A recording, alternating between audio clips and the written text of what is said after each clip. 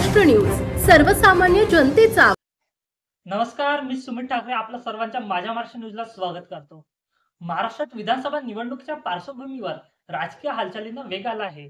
महायुती आणि महाविकास आघाडीची रणनीती ठरू लागली आहे। असातच केंद्रीय गृहमंत्री अमित शाह यांनी भाजपची निवडणूक रणनीती आखायला सुरुवात केली आहे। आज आपण जाणून घेणार आहोत गुजरात पॅटर्न नेमकं काय आहे आणि तो महाराष्ट्राच्या राजकारणात कसा परिणाम करू शकतो। अमित शाह यांनी नुकताच महाराष्ट्रात 2 दिवसाचा दौरा केला। या दौऱ्यात त्यांनी पक्षाच्या पदाधिकाऱ्यांना आणि कार्यकर्त्यांना चार्ज करत निवडणुकीच्या तयारीसाठी महत्त्वाच्या सूचना दिल्या आहेत। लोकसभेतील परिणाम, मराठा आरक्षण आंदोलन याचा विचार न करता आगामी विधानसभा निवडणुकीत भाजपला पुन्हा एकदा यश मिळू देण्यासाठी कार्यकर्त्यांनी तयारीला लागावं असं सांगितलं आहे। गुजरात पॅटर्न म्हणजे काय? गुजरात विधानसभा निवडणुकीत भाजपने नवीन चेहऱ्यांना संधी दिली होती। सध्याच्या आमदारांमधील 40 ते 50% आमदारांना डावलून नवे चेहरे समोर आणले। हा धक्कादायक निर्णय गुजरातमधील नाराजी दूर करत कार्यकर्त्यांमध्ये नवा जोश निर्माण करणारा ठरला होता। महाराष्ट्रातील भाजप असाच प्रयोग होण्याची शक्यता वर्तवली जात आहे।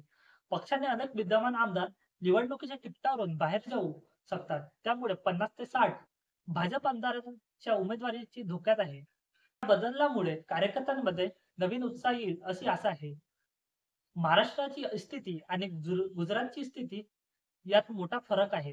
महाराष्ट्रात मराठा आरक्षण आंदोलन, शेतकऱ्यांचे प्रश्न आणि जातीय समीकरण ही मोठी आव्हाने आहेत। या स्थितीत गुजरात पॅटर्न तितकाच यशस्वी होईल का यावर प्रश्नचिन्ह होत आहे। शिवाय विद्यमान आमदारांना डावलल्यास पक्षांतर्गत नाराजगी वाढू शकते, ज्याचा थेट फायदा महाविकास आघाडीला होऊ शकतो। भाजपसाठी ही निवडणूक पॅटर्न मोठा जुगारा ठरू शकतो।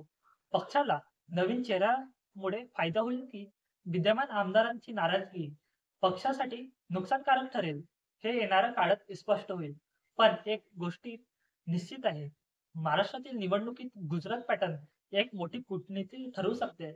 तर हे होतं गुजरातच्या पॅटर्नचे विश्लेषण। तुम्हाला काय वाटतं? या पॅटर्न महाराष्ट्राच्या राजकारणातील प्रभावी ठरू शकेल का?